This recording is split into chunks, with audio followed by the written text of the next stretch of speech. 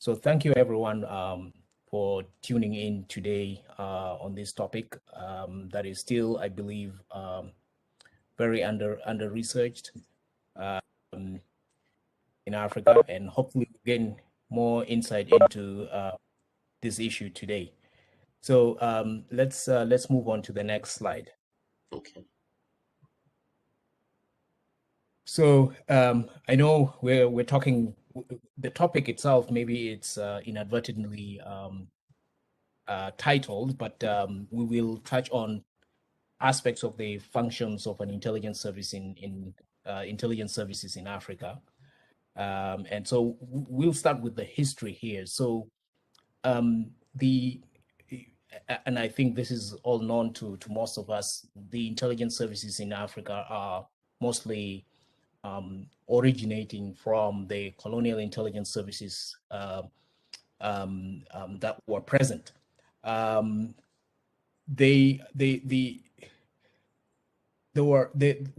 independence came on, most of these agencies retained the functions of their predecessor colonial state.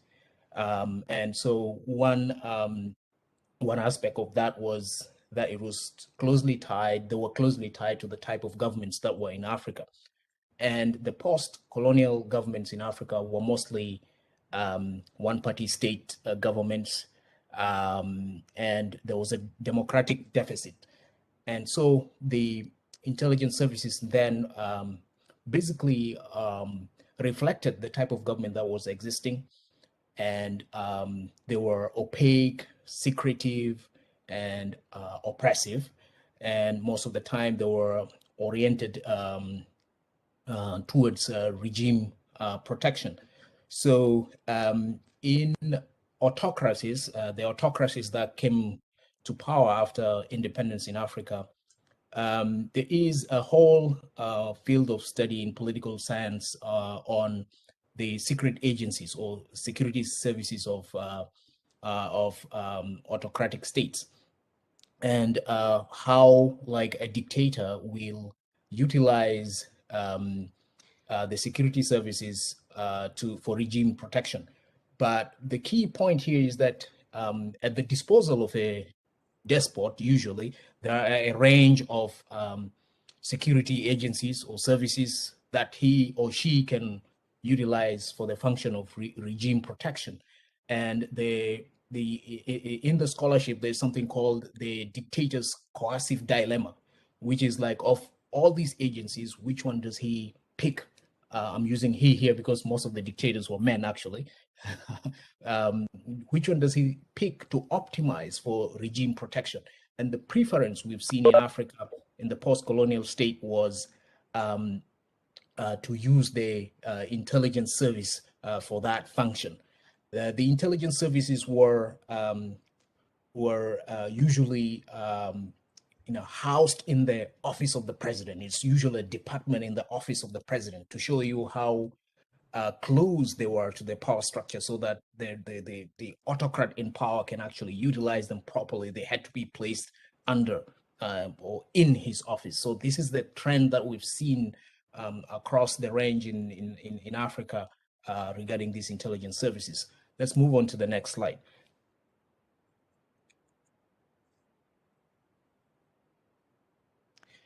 So we see that as we move on to the 90s, the advent of democracy takes hold. If you recall, there was this thing called the wind of change, the so-called wind of change that was blowing across Africa, ushering in democracy in countries like Zambia. We had the Chilubas come to power, and many others.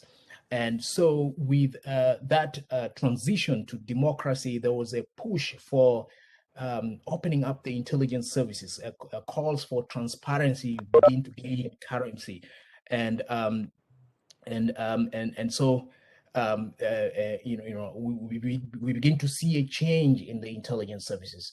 And then there was also the issue of, like, in the 90s and the early 2000s, the what in civic military relations was called the coup era in Africa comes to an end, sort of, not completely, but sort of. And that also prompts calls for security sector reform. And when we talk of security sector reform, we also talk of reform in the intelligence services. That means opening them up, making them more transparent to people and the like. I'm not saying that these actually happen in all the countries, but there was that trend that came to the fore. Then the other thing that was pushing for the reforms was the end of civil wars. You had the end of the civil wars in Liberia and Sierra Leone and many other countries, Angola, Mozambique. And with the end of these civil wars came usually when the civil wars ended, there were United Nations peacekeeping missions that were sent in to monitor the ceasefires and to help the transition to a peaceful society. And starting from the year 2000, of course, there was a greater recognition in UN circles that peacekeeping is not just about having peacekeepers on the ground. It entails a whole set of things, which is the terminology that came out at that point in the so-called Brahimi report in 2000 was the mandate, how the mandate of the peacekeeping forces sent by the UN was changing. It was not just entailing the supervision of a ceasefire, but it was also all about ensuring that there's security sector reform, there's development, there's institutional reform, and all that, things that are designed to prevent a return to war. And so that aspect of the work of the UN was actually also what is called liberal institutionalism, like the export of liberal democracy to these countries that were emerging after civil wars. And with that advent of liberalism, there was a need to reform the security sector and intelligence services and all of that. And so that was one of the impetuses for reforms in the intelligence sector in Africa at that point in the 2000s and the late 90s. Next slide, please. Okay. Oh. Sorry. That'll be slide 4. That's it. Nope, go back. Oh. I go back again? Yeah, next slide. Next slide. Yep. So the reforms here to the functions of the intelligence services encountered some challenges, and what you see on your screen are some of these challenges. I'll try to explain a bit on what was happening here. So there was the issue of developing new structures and processes. Intelligence reform, of course, is a really very complex process, and a process that must be integrated into the whole democratic transition in a country. It's not easy, particularly for the new democrats or the civilian-led governments that came, that rode on the wave of democracy to power. This was a very daunting task. And one could say that there, even in the literature says, the task itself was scary to the civilians, to the elected civilians, despite their democratic credentials. They also came on to power without any experience. So that became like a difficult thing to achieve in terms of reforms. You can see that such like for instance, let me give an example. In South Sudan itself, when the war ended, and I'm talking about the liberal institutionalism that I had earlier alluded to, there was a call for democratic reforms in the security sector and all that, and it's not something that has been achieved. The scholarship sort of attests to the fact that it takes more than 10 years to achieve reforms in the intelligence sector. So it's not something that's easy. Then the next thing, the next challenge is the competing priorities on the government list. Usually when you have new people elected to power, reform of the intelligence sector is not is not something that is of top priority. It does not win votes for these people. So there are other priorities like the economy that are very visible to people that can result in a tangible benefit at the end of your term, which is in votes. There's the issue of reforming the health sector. There's issues of improving the education. So those take priority over intelligence. So it's not an easy thing that government officials want to delve in. And then there's the whole aspect of, despite the democratic credentials of the new leaders, there's also the deficit in actually development, in improving the whole aspect of development in a country. And that usually then results in a hindrance to the reform of the intelligence sector. And in fact, if you don't have proper reforms, if you're not able to cater to your citizens, if the democratic rights are not enshrined properly or implemented, there's usually a slide towards autocracy, and that also stalls the reform of the intelligence sector. Next slide, please.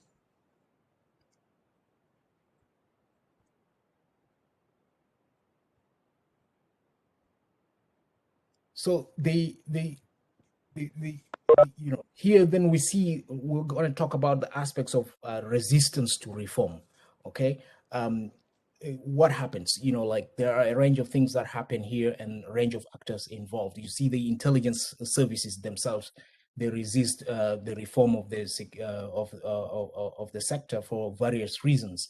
They can be bureaucratic, ideological, or political reasons, usually because intelligence services are geared towards regime protection, their enumeration, or their salaries are better than those of the other security agencies. They have certain benefits that other security agencies are not able to access. They have a certain level of prestige.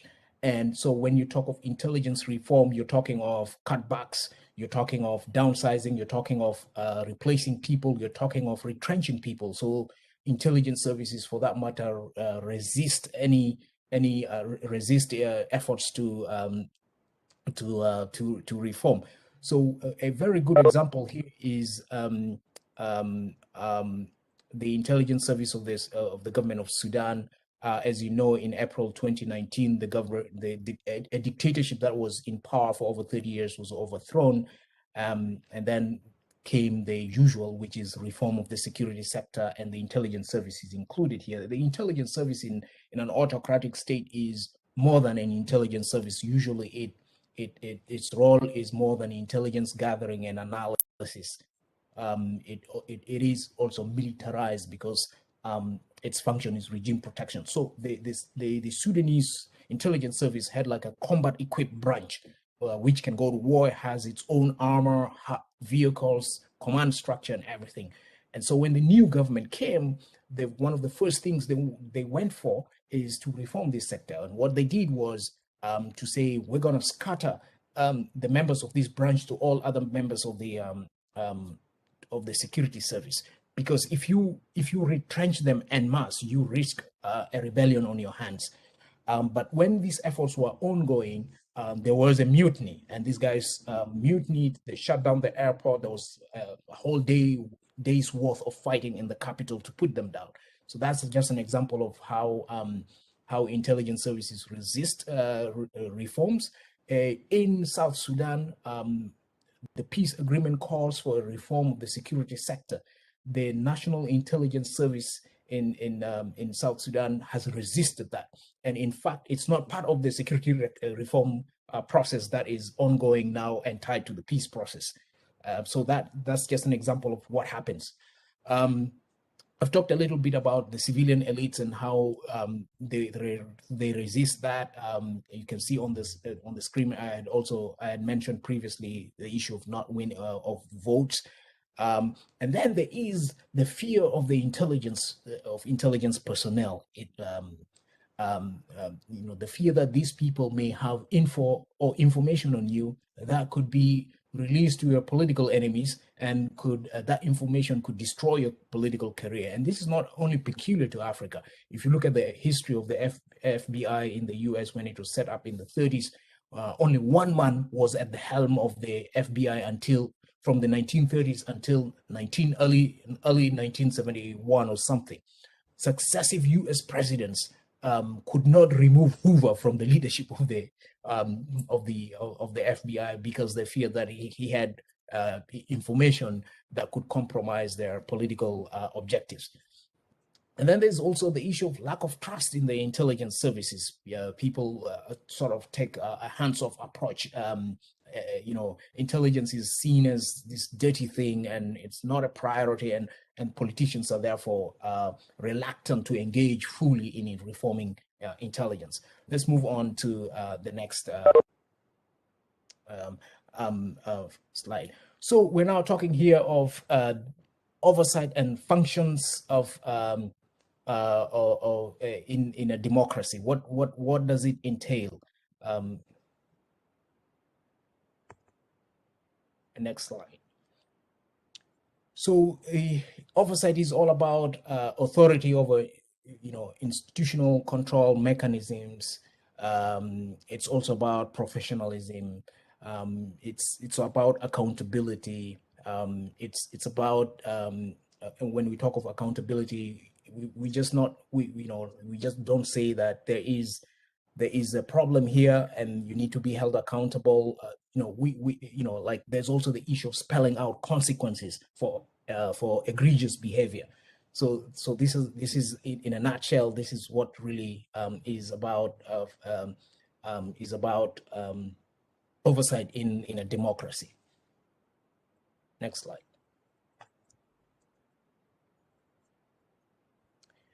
So the elements here, there's the legislation.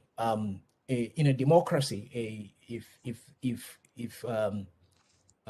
you are going to have an intelligence service that is functioning for that democracy, there are a number of things that you need to see that need to be spelled out.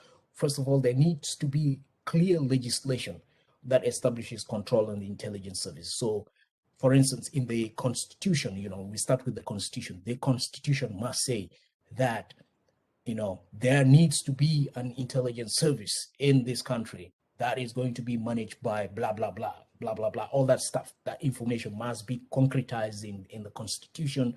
That's where the existence of a service gets its legitimacy from.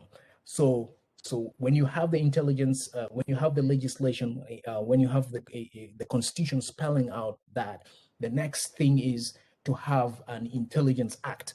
I'm saying this because there is a history of governments having intelligence wings that are not enshrined in any legislation, and that is problematic for problematic in a democracy, because the function doesn't adhere to things like accountability. So it's proper to have that enshrined in legislation. So there's the Constitution, and then the next one is the Intelligence Act. The Intelligence Act, of course, spells out the day-to-day activities of the intelligence service, what it can do and what it cannot do, its leadership structure, and all that, and mechanisms for accountability. And then there is the legislature, which plays a very important role here. There has to be a specialized parliamentary committee to supervise intelligence, and usually this is like in some countries it's called the Security Committee, and all that. Now, what increasingly becomes evident in our case in Africa is you'll see people in this committee who actually don't have a very clear idea of what they're supposed to do. And my review of personalities in security committees, the only criteria here is that you have maybe some experience in the security sector, maybe a policeman, or maybe you're a soldier, but that's actually not enough. There is a need for a more philosophical understanding of intelligence beyond the beyond the average. In South Sudan, the intelligence committee, what it has really done in terms of oversight, what oversight means to them is when there are when there are cases of criminality increasing in the country, then they summon the intelligence chief. But they don't look into like really like the nitty gritty of how are you doing your work, what's the like are you adhering to the democratic ideals spelled out in the constitution, what are you doing about culture and stuff like that. We don't see that. um the other element of control here is in the executive, so you have to have the National Security Council, which is, it can be anything. It's usually, in some countries, it's members of the cabinet, select members of the cabinet. This is important for things like interagency cooperation, because in a country there's always the civilian intelligence service, and then there are other services, intelligence services, police, and all that. There needs to be a cooperation and coordination, and also coordination with intelligence sharing with countries in neighboring countries, or regional bodies. In Africa, we do have like um, there's the African Union something, I forget the acronym now, but there is that. So you need to have that, and then there's the issue of who heads the intelligence services. Is it a minister or a director? That needs to be spelled out by the executive. And when we talk of oversight or on the functions of an intelligence in a service in a democracy, there are other factors here to take into, other actors to take into consideration. There's the judiciary, the media, academia, and civil society organizations. And then also you also have within, just to go back to the parliament, you have other parliamentary committees, like the accounts and all that. In a democracy, the judiciary plays an active role in supervising the intelligence service, and that, of course, has to be weighed against certain types of information that is public, and that cannot be outed in public for national security reasons. And usually, sometimes you have closed sessions where when there is critical information that could compromise national security, a select number of people are invited to listen to the testimony to protect that information from getting public. And then there's also the, sorry, on legislative committees, there's the budget committee. Now, what you will also increasingly find in the intelligence services in Africa is that in the organizational structure, there's also something about business development, the corporate side of the intelligence arm. And in a country where democracy is weak, what you will find is the intelligence service having its own investments. A good example is in South Sudan, or even in Sudan, where the intelligence service is invested massively in the oil sector. It has companies, subsidiary companies, and all of that, of course, is legit because it's spelled in the constitution, that you can have this corporate arm. However, this is also off-budget financing for the security agency. There is the money that is allocated to the security agency from the national budget. These investments are a source of another revenue, an extra source of revenue stream for the intelligence service. Now, when you don't know how much how much the budget of the intelligence service is, that is actually a source of establishing or creating or giving authority to the intelligence service to delve into impunity, because if it has a lot of funding, it can begin to do things that are illegal. So off-budget financing is a source of concern, and in a democracy, off-budget financing for intelligence services needs to be reined in, needs to be supervised. Just for the benefit of the team here, because we're all researchers, I want to say that the oversight functions of an intelligence service in a democracy is an easy entry point for research. That's because that information is mostly public. As you know, intelligence information is not really out there for public consumption. There is resistance to share this information public. But because this is spelled out in the Constitution and all that, so that's something that you can look up, and in your own country you can begin to trace like what has happened along this path and document that. The other issue I wanted to mention in terms of the functions of an intelligence service in a democracy is that the heads must usually be civilians, and there is a requirement for that. Like you can't, if you're talking of reform, a security agency has to be subordinate to the civilian leadership, and therefore anyone who heads it, whether they were in the military previously, they have to be retired from the military in order for in order for them to serve as head of this this intelligence service. If that doesn't happen, as is the case in South Sudan, then there is a problem.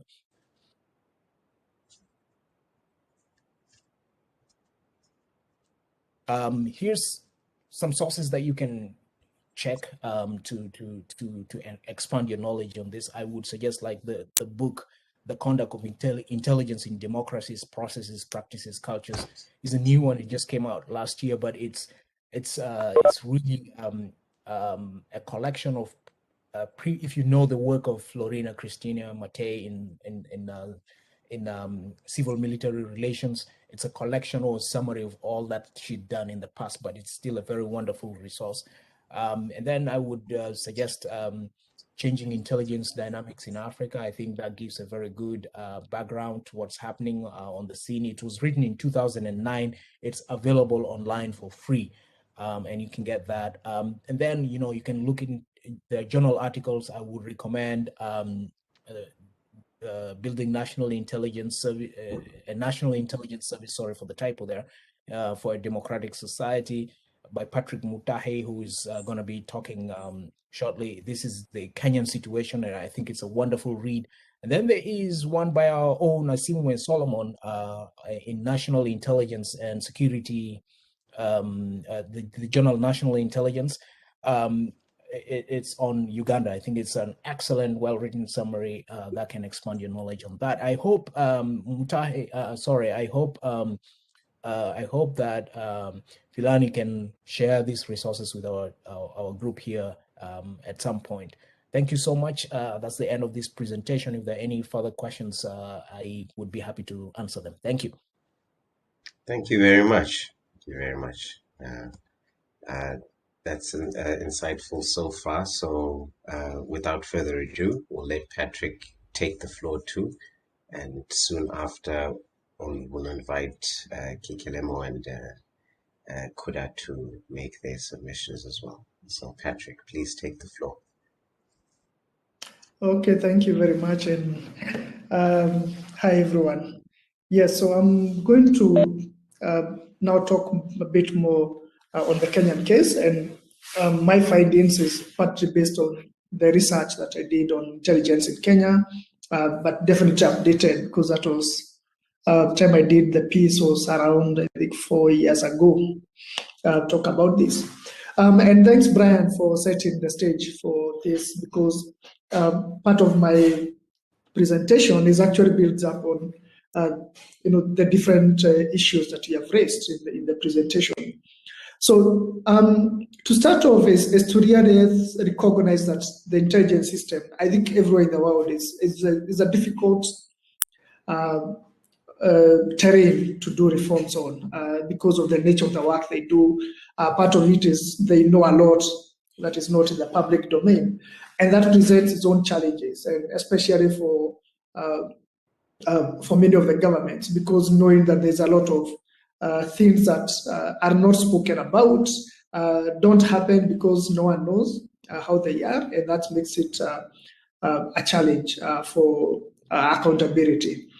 But having said that, let me start by saying I think I trace my thinking about intelligence actually before the British colonialists came to Kenya. If you can recall, even in our own African settings, that we had intelligence within our own communities. So if a community wanted to go and raid another community, we used to go in and send, especially the young men, they're the ones who are going out to spy to see which community has increased its cattle, or which ones they could gather intelligence. And that really is what, in the case of Kenya, that the British built upon. So even when you study the kind of the colonial policing and the kind of recruitment that was done, the communities that were actually hired a lot were the ones that were seen to be much better in gathering intelligence, and obviously they were not part of the resistance.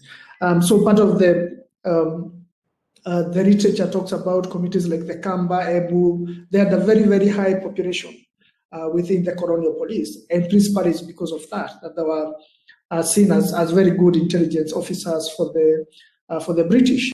So the point that I'm trying to make is that really the question of intelligence, we need to see it much broader. It has been there with us as human beings as far back as you want to go. But then what has changed is that the way it has been used, and I think part of it, Brian, you alluded, is how there was this intelligence instruments. Now when they became formed into some other organ was actually used by the government.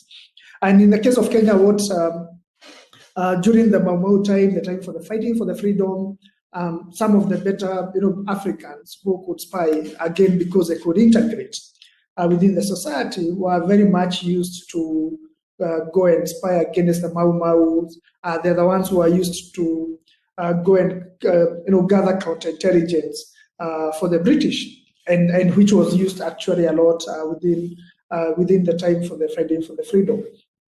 But part of the research, and I think one of the books that Brian, you have recommended for reading, actually has a very good chapter by the former spy agency called William Boynet, and he really traces how now the growth of the intelligence in Kenya came up from 1926 when it was established. It was now more formally established by the British. And that time is the time that they were settling very much. They had conquered much of the country. And what happened is that they formed this criminal investigations department. It was made of civilians, but then they hived off something they called a Directorate of Civil Intelligence. So as the word says, it was gathering civil intelligence. And again, that was a time for the fighting for the independence. Increasingly, now when it became, the British were not going to be here forever. So as the country was starting to gear up for the emergency period, when it became much more intensified, this intelligence arm then was refurbished and called the Special Branch. So the Special Branch was actually the one that was used a lot by the British to gather the counterintelligence. As I said, it's one that was used to go after the freedom fighters. And it was actually very, very much ruthless. If you read some of the works that are done on Kenya during that time by scholars like Maina Wakinyate, Caroline Elkins, they really talk about the role that the Special Branch played during the year 1945 to around 1953. Then independence came in 1963, and the first government of the one of Kenyatta, what they did was to really repurpose the Special Branch, into its own operations. So here we have a new government that comes in. It's an African-led government, but the same methods of collecting intelligence and using it for oppression just continued. And there was not much of the change from the British to the Kenyatta government. And I think even when we had the Truth and Justice Reconciliation Commission report coming out, it really had a whole section that talked about the role of the intelligence. And here there's the Special Branch in bringing out assassinations, in covering up, for the executive, and here very much for the presidency. So some of the big names like Tom Mboya, Pio Gama Pinto, J.M. Kariuki. All of them, their assassinations were actually tied to the special branch. And this really speaks to the continuity, because the government that came in had realized that how they can use the intelligence for its own purpose. And it was, the special branch was really used for propaganda a lot. In 1975, when J.M. Kariuki was a member of parliament who was killed in 1975. And part of what the intelligence did was to go and plant stories in the media, especially the Daily Nation. And they said that he was on an official trip to Zambia. Yet it was not true. A few days later, his body was found in a forest just close to the Nairobi city. So the special branch was actually used a lot. And there was a parliamentary committee that was set up to look into the deaths of J.M. Kariuki and the implicated the special branch and actually the police. Even after the death of Jomo Kenyatta, Daniel Moi now perfected very much. And for those who know the history of Kenya, that we had a very repressive time between the time, especially 1978 to around the year 2002, when his term ended. And again, there's quite a lot of documentation on scholars who have done policing in Kenya, intelligence, looking at the special branch, because it's just continued, it expanded, and it was not accountable to anyone. I think except to themselves and also to the president. And it had there are two buildings in Nairobi, one called the Nyayo House, which is ironically, Nyayo House is after Moi, where in the basement, it was known that that's where the special branch used to go and torture people. People were killed there. And this came very much to light after 2002, when Moi left power. And there was another one called Nyati House. Nyati is Swahili for Nyati, I think it's buffalo, if I'm not wrong. And also it was known that that's also was an office for the intelligence, where they used to go and torture and torture people. So this actually continued a lot. And I think also it speaks to part of what Brian was speaking then, on accountability, even after the second wave of democracy. But something happened in 1998, even when we were in those difficult times, that we got an intelligence officer who decided to start changing, to attempt to change the intelligence. And that was our first attempt at changing. And that's why I was saying that I think I would encourage people to read that chapter by Boynet, because Boynet is the one who initiated the first attempt at reforming and changing the intelligence organ. And he did three major things. One, he initiated a change of the law. So now we had a specific act that looks at the intelligence. So it was called National Security Intelligence Service Act of 1998. So that means that now you could clearly look at the functions, and it was open what the intelligence does. The second thing he did was to really try to clean up some special branch officers whom it was again opaque how this was arrived at, but 170 police officers were really left off. They were fired, and Boynet in that chapter says it's because they were found unfit for office. The other thing he did was to separate the special branch and the police. And what that meant is that the special branch could not arrest. Yes, I think I stopped when I was talking about 1998, when there was the first attempt at reforming the intelligence services, and saying now we had a clear act about that governed the intelligence. They were separated from the police, which meant that now part of their powers about arrests were taken away. There was a purge of 170 special branch officers who are said to be unfit for work to hold office, but it's not clear how that was arrived at. But this was actually the first time that this happened. and definitely, and was quite some good step. But and then also the last thing is that Boynet in the changes proposed to have a complaints commission.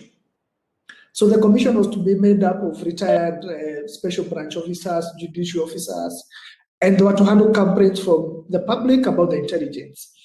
But it was never established. The complaints commission, despite that, was never established.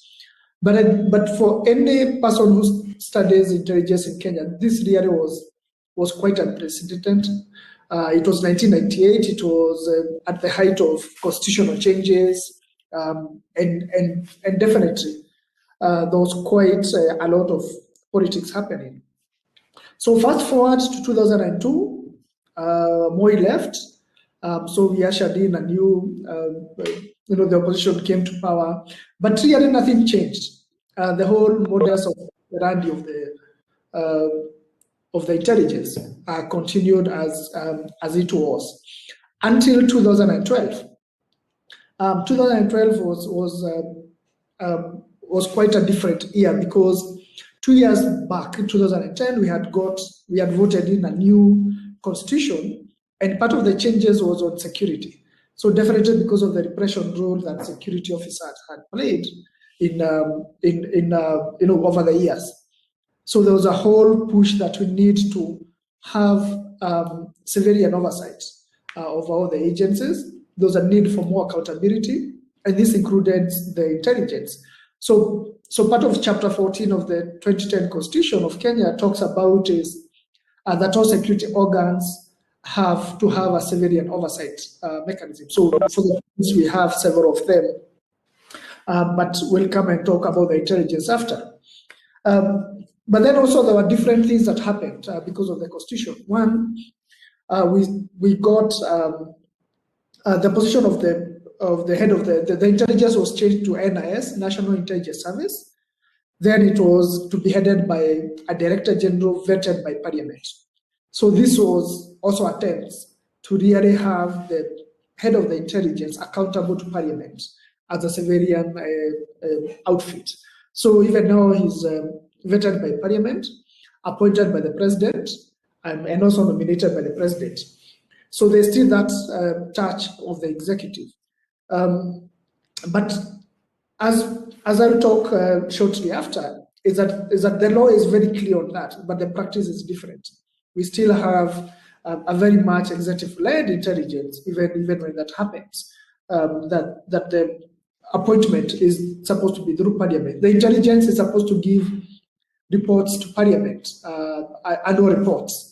Definitely not, they are not supposed to give the ones that are sensitive and all that. But because the money comes through Parliament, is allocated by Parliament, they're supposed to give reports to Parliament, and that was an attempt to make them accountable. But that does not happen. It always, it's as far as I know, that the intelligence has never given any annual report, yet it still gets budget from Parliament.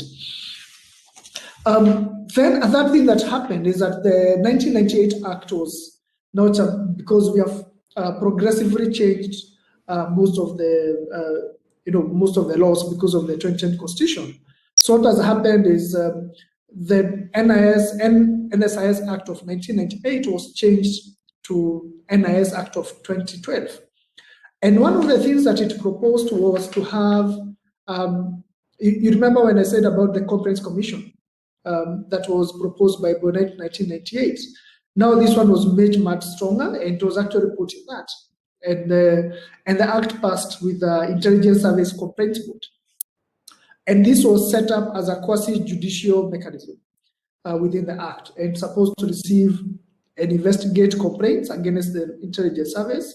It's supposed to be an open process and headed by civilians. So it's supposed to be led, the chair is supposed to have the status of a High Court judge. That's how it was envisaged. And the members are supposed to be either retired police officers, retired intelligence, representative from the lawyers' body, representative from an appointment by the President, representative of the Kenya National Commission on Human Rights Commission, representative from the Public Service Commission, which is the one that hires and manages the civil servants. So that's what the law says. Unfortunately, that commission, that service board, even today has never been formed. In 2020, the High Court gave a ruling. One of the NGOs had gone to court and saying that it's that the government is not abiding by the law by not appointing representatives to that board. So the High Court said that the member should be appointed, and within, I think it was 6 months. That was in 2010 until now. So they advertised for the positions, but that was the end. It was never constituted, even after the advertisements for the positions were done. And this now brings me to the last part of the presentation. So what does this all tell us about accountability and really when you talk about reforms? One is to recognize that we can have very good laws, as as the Kenyan case shows. We have accountability clauses within the law, but the implementation of that is quite different. One is because intelligence by its nature is secretive, and our governments are formed in that secretive manner. So we have a common saying in Kenya that there's a Swahili called, so the government is called serikali. And people say, when you want to corrupt that, you say serikali means secrets. And that's the nature of the thinking, even in government, that for a very long time, even the newspapers, that sometimes the ministers would be, would be surprised with. They would be, folded and stamped top secret. Yet it's just a newspaper that you can buy from the streets. But that's how the nature of really the secretive feeling that everything first is secret. Then now we can start negotiating from that. And that's the mentality about the intelligence. Yet there's so many things that don't need to be secretive, that they can work outside that framework. And tied to that is, I think, part of the discussion that Brian had about the whole question, whom does intelligence be accountable to in our settings? And most of African states is that it's accountable to the president. There's a whole fear about intelligence being used in coups, which is real. They have been used a lot, and they have taken part in that. And part of the suspicion, even here in Kenya, is the role of the intelligence in elections. 2019, 2017, with all these rumors about how the intelligence played a part in it. No one knows, again, because of the secrecy of the intelligence. A third thing that I think to note is the weakness of oversight and accountability mechanism of parliament. So every year the parliament passes a budget. The NIS budget is normally given as one figure. It's never broken down. And no one knows if that's the actual figure that at the end of the year, because in between the year, there are multiple budgets that are given, supplementary budgets. So let's say for this year, we say that the intelligence says they're being given 2 billion Kenya shillings. No one knows if it's by the end of the fiscal year, in next year in June, they'll have utilized the 2 billion, they'll have been increased to 4 billion through supplementary budgets. And Parliament really doesn't play the oversight role in terms of that. The few times that you have tried, the head of the intelligence has refused to appear before Parliament, and always is saying that whatever they're asking is compromise national security. The fourth thing to note is obviously the challenge of monitoring and researching on intelligence. When I was doing this piece of work, it was quite challenging accessing information, accessing people to talk to, even those who are retired, because of the other office that they take. So it becomes a challenge even for CSOs to follow up on different things. So part of it is the challenge of when you go to some parts of the country where people say there's enforced disappearances by the intelligence. How do you prove someone with no uniform, who doesn't have a badge, that it's not any other person who is abducting you? So all those challenges are there because of the nature of how this has been done. And definitely the last issue to talk about is the lack of political will to actually ensure that the intelligence are accountable, and this has been over the years. And part of it is because of the role that they play in maintaining regimes across the years, not only in Kenya but in many of the African countries. I think this can be replicated, and any person in power then would want to maintain that secrecy, and and that putting it out there. But definitely, it's a very entertaining, and this is just speaking about intelligence that is tied to the state. There's a lot of other private security intelligence, the ones that work for private actors, and there's a whole collaboration that also definitely works. And having the non-accountability of the state actors means also the private security agents, the ones that people go for if they want to have. There are several of them. If you're looking for property that is lost or someone who is lost, people always go for these private intelligence actors. But the question is how collaborative when they work with the state. What does that mean? Because even for them, they operate under the shadows. We also don't have any mechanism about holding them accountable as the private sector actors. So let me stop there, and I would be happy to take part in the discussion. Thank you very much, Patrick. It's a very detailed presentation. So Kikelomo seems to be having a challenge logging back on. So I'll have to ask Kuda to please do the first response for us. Thank you.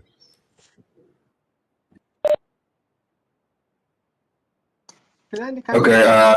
Back first in. Can you hear me? Dr. Waho is requesting you to allow her in back.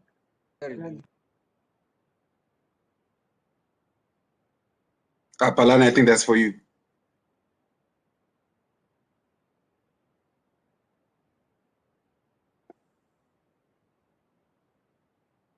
All right. I think what I'll do there now is do a response while Palani is sorting out the background issue so that we can carry on. Let me turn on my video. I hope you can see me. Good afternoon to everyone. My name is Kudakwashe Manjonjo, and I've been asked to be a respondent for the really insightful two pieces of work and presentation that our fellow brothers here have been able to do. So with that said, my response, I guess, will come from, I think it's important to give a brief background of myself, and that I'm a researcher based at the University of Witwatersrand doing my PhD. And I'm mainly focused on the political economy and democratic activism and how all those things interrelate. So the issue of the intelligence services, I think for me, comes more from a place of experience being chased around by one or two intelligence service comrades back in my home country of Zimbabwe. So this is a very interesting topic for me, and I would like to really break down some of the interesting insights that I got. So how I'll do it, I'll just comment a bit on what Patrick said, and then also comment on what Brian said, and just try to bring it all together with different types of questions.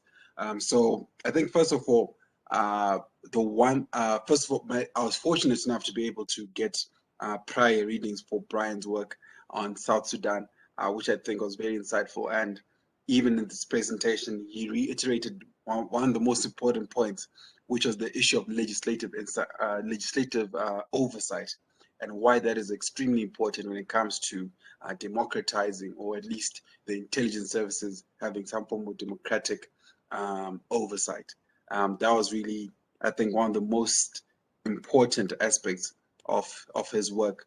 And that said, I think he also brought out the difficulties that come with that, especially within our African context of moving from a colonial to a post-colonial nation, even though that post-coloniality, as Patrick then showed, can be on paper. In actual practice, especially in the intelligence services, they still were able to hold on to a number of those actions that were done during the colonial regimes.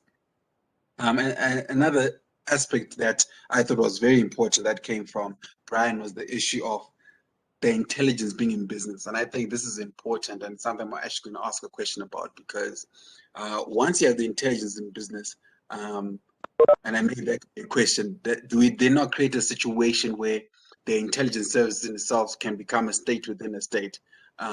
Because one of the major oversights one could assume is that the control, the financial control, at least that a government or the president or the prime minister or the parliament can have over the intelligence service is one way of keeping control of the intelligence services. And I think if you look at the other liberal-based frameworks like USA, the UK, that is one overarching example that is constant, and that's based on them understanding the importance of financial power. And then moving on to that, the other one I think is there's been a lot of talk, I think, from both conversations about people not being, or at least the majority of people not understanding what the intelligence is about, what's its role, and what role should it play. And I think why that is important is that if you analyze our society, there's a basic apprehension when it comes to intelligence services. But I think I would like to ask an ideological question when it comes to this, that if we appreciate that a lot of these intelligence services came from a colonial-based background, anarchist or the anarchist kind of thinking will say, why should we then keep giving so much power to such state structures? Do we actually need them? Are they a requirement? And I think such a question, as basic as it may be, I think would open up some interesting understandings that are important for us to be then to be able to communicate the importance of intelligence services and our oversight over them as civil society or other forms of control. And then lastly, I think I also want to really thank Patrick for his mention of the pre-colonial intelligence services. It was something I'd actually noted down before Brian spoke, before he spoke. And I think mentioning that, I think, is important so that people appreciate that these are basic structures within any social society that we need to really understand and appreciate so that we really have a better understanding of how our states work and they work to our benefit, in this case, as the common person. And I think the issue that he also brought up about the continuity from the colonial to the post-colonial was very insightful, because from there it then shows how we are not only fighting with the dictators of our time or the authoritarian regimes or even the semi-democratic regimes of our time. We're speaking about a culture and identity that's been struck into the very fabric of these institutions for 50, 60, 70, in some cases 80 years within our continent. And then those, I think, will then actually make us question a bit more how are we going to move forward. And I think just so my 5 minutes is not overdone, I would just like to, I think one of the main questions I got for Brian and Patrick is around the issue of when we're talking about, sorry, I'm just trying to look at my notes here. When we're talking about the intelligence, and I think Brian talked about this, the intelligence and having oversight over them, be it from the presidential office or the prime minister's office, the issue of firing of intelligence services. I think last month or 2 months ago, Angola, the president fired the intelligence service. We're seeing something along those lines happening in Zambia.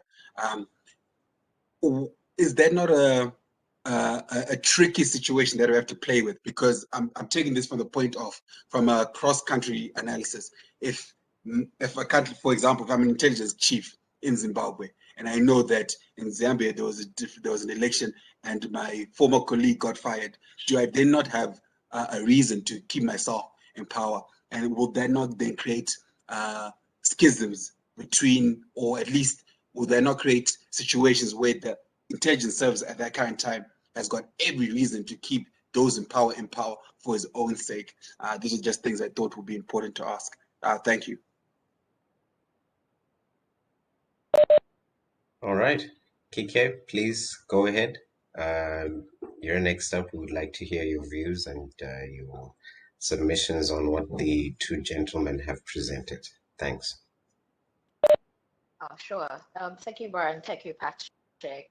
It was really insightful. It's another perspective generally of intelligence. So when we talk about intelligence in some aspect, it's different from what you guys produce. So basically what you guys touched on is the intelligence team in itself, you know, the people that generally collate the secrets of the state to guard the state in that way. So for me, the perspectives you guys came through was very, very exciting, because it showed that Africa is truly a country, not a continent, because everything you mentioned for the two countries is practically what is seen in other African countries. My country, for example, is the same dynamic, is the same issues, where the government wants to, or the government in power wants to make them remain as, you know, they want to remain in government. So they use the intelligence rather instead of for the intérêt général, they use it for their own private interests, you know. And so it's always the private interest that builds up into causing the security issues we see in our countries today. That's how I see it. It's a ricochet effect. So the moment you transition the intelligence department or the intelligence team as just for your own interest, you begin to build security issues begin to build in different parts of the country. Focus on those security issues, on keeping yourself in power, which therefore inadvertently transfers, you know, to how do I put it? Transfer the bulk of the work that the intelligence department should be doing, transfers it just for personal use. And for me, that's very important to note.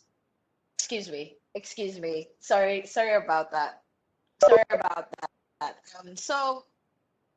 So basically, my questions are basically going to be touching on how do we then transition this team or this group of people from their roles to be more concentrated on the people that appointed them into the post, into people that actually work for the interest of the people.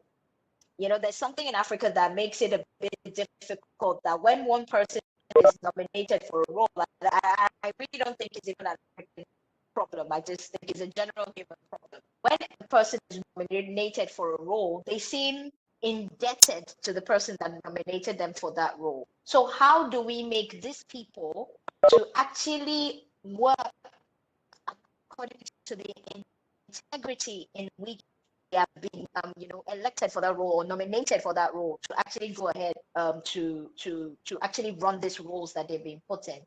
So for me, this idea of intelligence itself, where we talked about, of course, the pre-colonial era, before the colonial people came, we already had a system in place. There is no engagement with a neighboring village or a neighboring people or neighboring tribe that we do not engage intelligence of some sort. Spies are in place to figure out how to get into the village, the things that are happening in the village. And that's even how rumors grow. You know, they tell you that, oh, in that village, hey, they have very tall people, whereas they just saw one tall person from afar, and they, you know, they jump to their own conclusions and create it as some sort of intelligence to build on.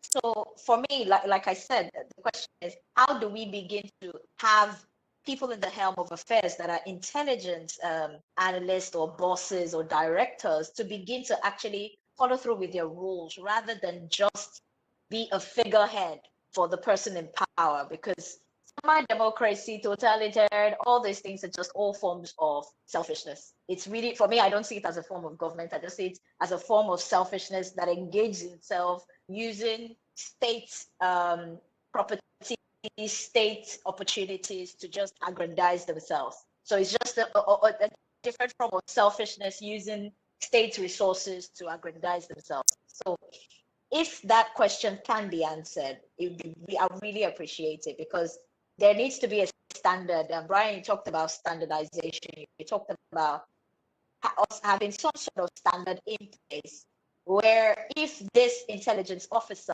or the director misuses it, can say, oh, this man has truncated or he has done the wrong thing, so he needs to get out.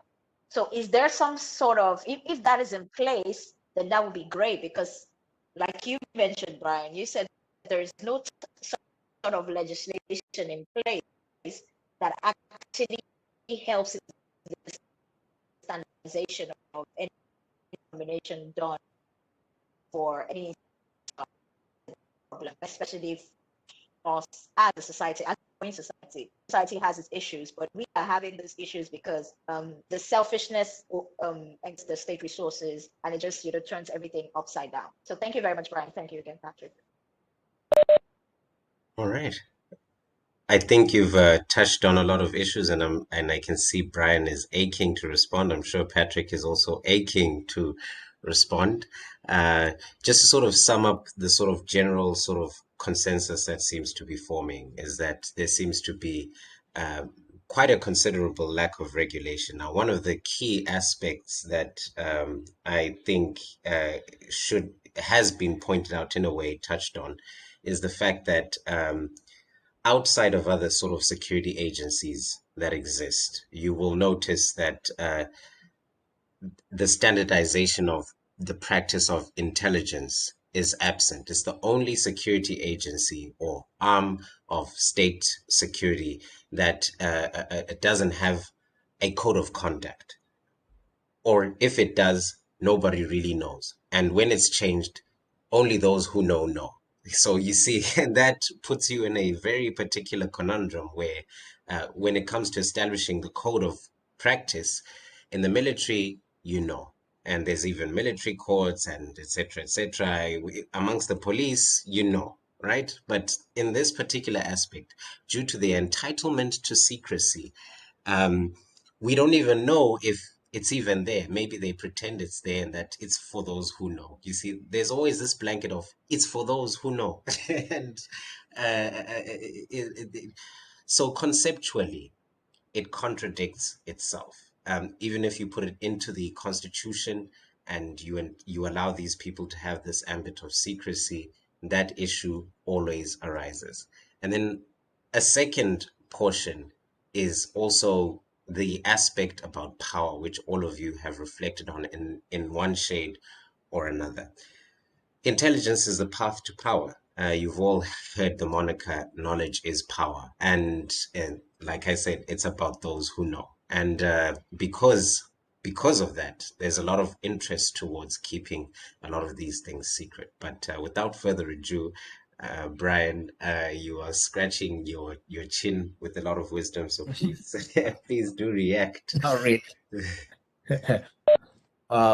First of all, thank you, Kuda and Kikelomo, for your input. I think your question is almost related. Both your questions are related. To Kikelomo's question, to Kuda's question first about the head of the security and the tenure, how long they stay in office and the appointment process. And I think one of the ways to resolve that issue is to have a lot of checks and balances in place. For instance, giving the appointment authority to the president alone to appoint the chief of intelligence is problematic for accountability. And one of the things that needs to happen really in our African context is to ensure that the president can nominate individuals and present the names of these individuals to Parliament. Parliament then has to confirm the appointment process. The confirmation must be public, really, so that everyone knows that, hey, we're getting a new intelligence chief. But most importantly also is to stipulate in law or in legislation, whatever, something called security of tenure, so that the intelligence chief doesn't feel indebted to the president forever. So the tenure, security of tenure may be, let's say, 3 years. You're going to serve as intelligence chief for 3 years, and after that, that's it, you're going to leave.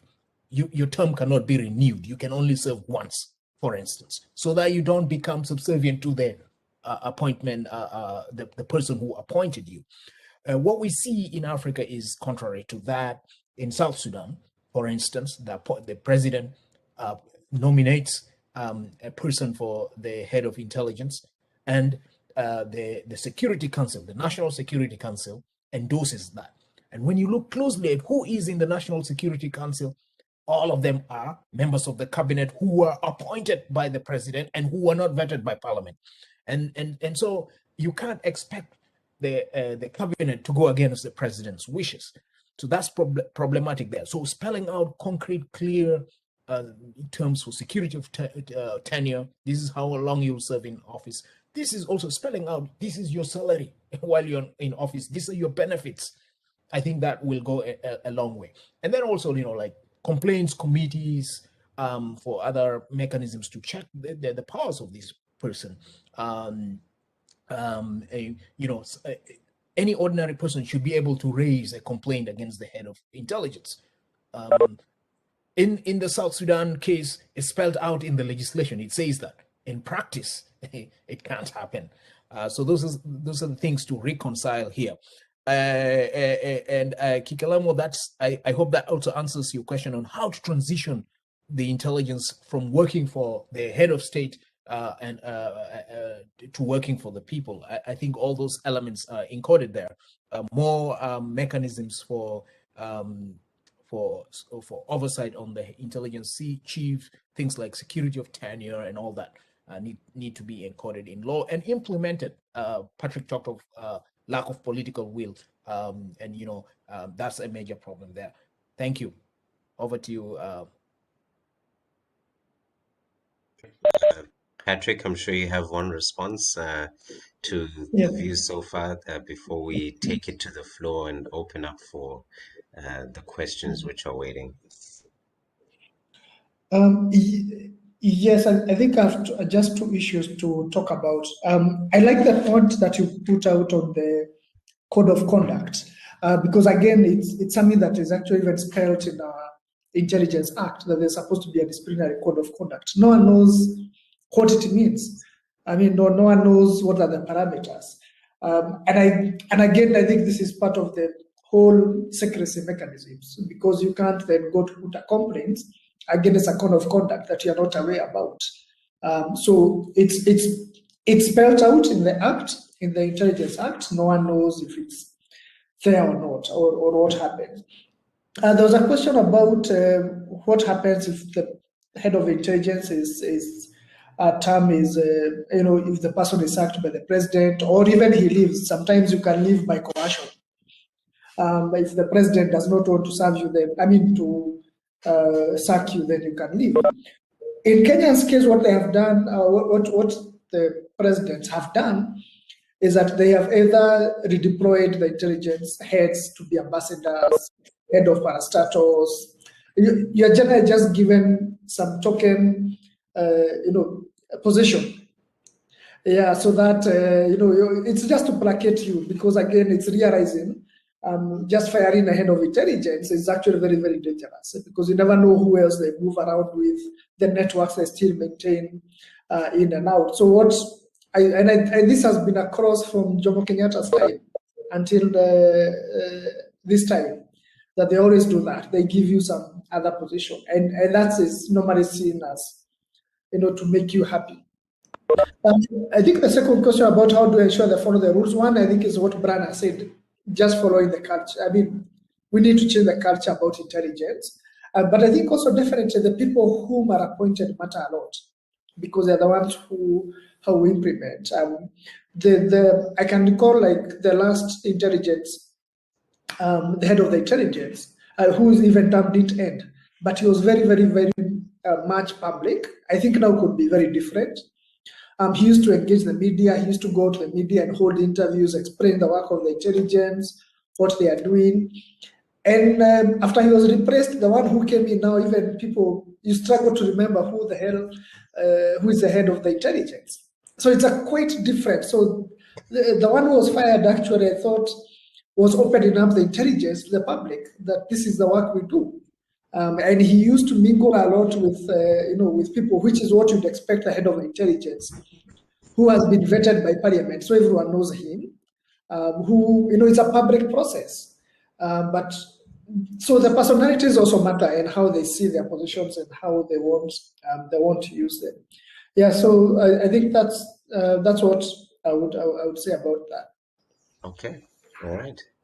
Without further ado, the floor is open for those who are aching to make contributions, ask questions. We only have 15 minutes left because we started a bit late, so please do chip in. Who would like to go first? Hello, can I go first? Please go ahead. Yeah, thank you very much. I want to thank Brian and the other colleague. Thank you very much for the wonderful presentations you have made. I hope I'm clear. Yes, Yes, we can hear you. My concern is we seem to have discussed more on what we call intelligence reform, and that would have been the topic. Of course, earlier on, I had got a topic as if it was the functions of intelligence services in a democracy. So I would want to ask a question here, is that have we taken Africa to be democratic? Because when we talk about intelligence reform or even security sector reform, this is a really democratizing endeavor. You cannot talk of all the things you have talked if there's no democracy in a country. Literally, the principal task of a security service or intelligence service is to defend the state against threats to its national interests.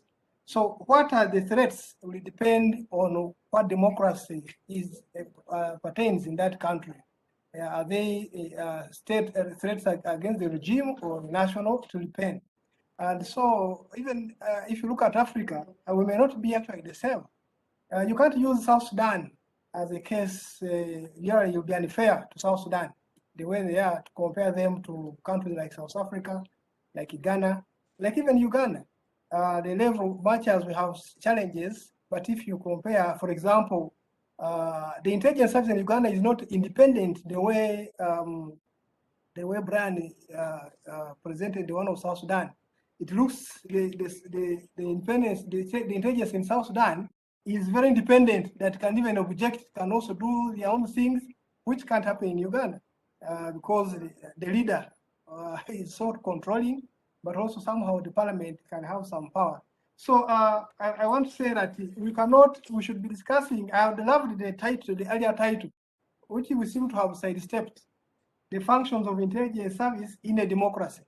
So we seem to have sidestepped that argument. There I would have loved to know how do intelligence services operate in a democracy? And are we there as Africa? We are not. So how do we achieve that? Because an intelligence agency in a democracy should be established by a law which defines its mandate, functions, powers, and even the conditions under which those powers could be used, and even the organizational structure. They will be like that. So what we are talking about is really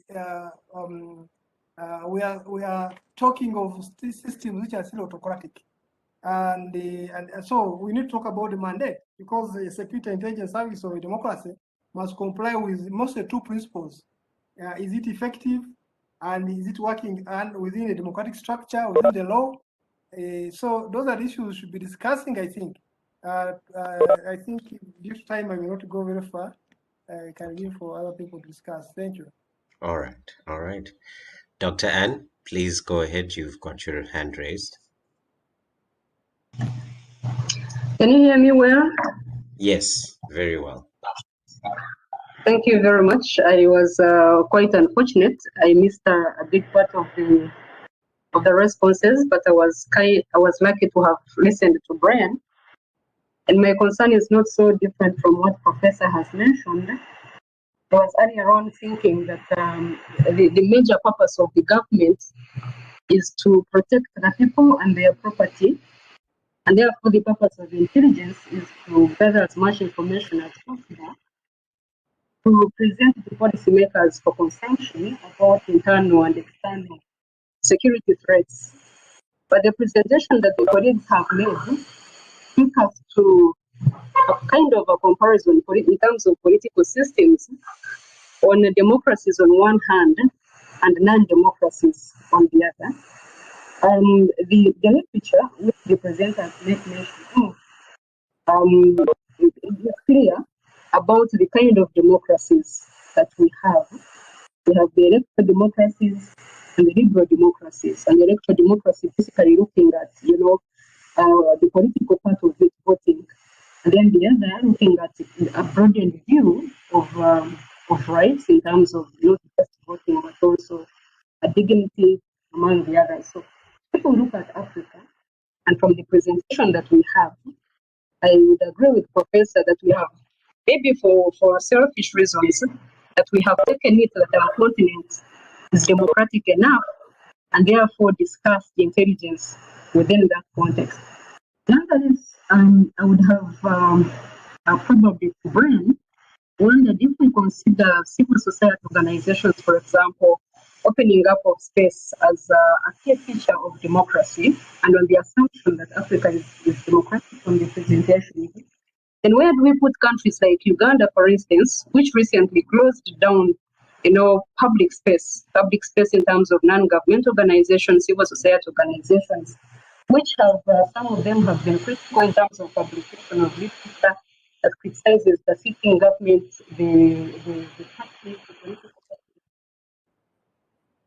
I do appreciate the fact that some of the challenges have been mentioned that face the intelligence sector. But just to brand the issue of coups, I don't think Africa has lived beyond the regime, the era of coups. I think that the old period just simply set the pace. Although the pace has somehow gone down, I think the roots had already penetrated the ground, that we have not yet forgotten where some of the regimes have since come from, and that's why we see what is happening in Africa now. But overall, I think that intelligence are supposed to do in terms of gathering this information for the good of the policymakers, protect people and their property, and what our intelligence services are doing in Africa, I think there's a very huge contradiction, which for me shows you, which the first presenter made mention of, that history is replete with examples of, selfishness, control of the leaders over these intelligence services. And I don't think we have since jumped from that to, a new form for us to even think of reforming the intelligence sector. If the intelligence sector itself must operate within the, secrecy, it even becomes much harder for you to know what they're doing, and even to talk about, to, do oversight well over their functions and the controls that they have over the flow of information among the others. And I also want to leave it at that because of time. So thank you. Thank you. So we've got a very, very limited amount of time. Sorry, Dr. Anne, I have to mute you a little bit there. But okay, so it seems like we might have sounded like we conceptually we sidestepped the issue of the function of intelligence in a democracy. Point taken. I think that the key underlying factor of the discussion was actually the aspirational aspect of that. We expect that we want to function in democracies, yet this is not a concrete reality, or the type of democracies that we have, whether they live up to already known standards of democracy, and how we justify ourselves as democracies, because you will hear each African country state its democratic credentials with its own pride. And then you can take away from that whatever you will. But I think that one of the key underlying issues here, which has been highlighted, has been this cultural aspect, because at the core, how do you get people to behave a certain way? Ordinarily, we would say that intelligence is a function of cultural secrecy.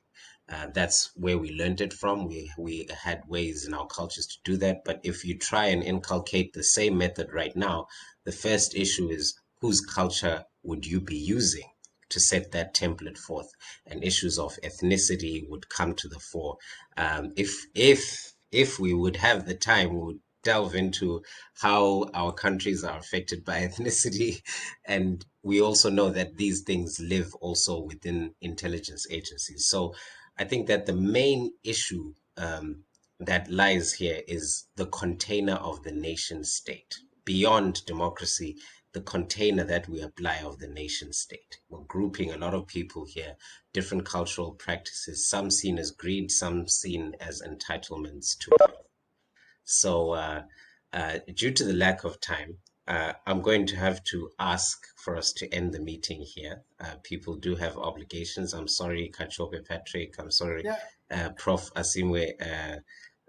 But I will find a way for us to continue the debate. It seems like people have a lot to say. So we'll open a very neutral platform for us to have some sort of messaging, not WhatsApp, but we'll try and organize a particular application we can use, sort of like Slack, so that you can continue to share the views, because there's a lot which can be said. We haven't even spoken about South Africa in full detail, because that is a story about an approach to democracy that was not universally agreed on, but it was thought it was the right model.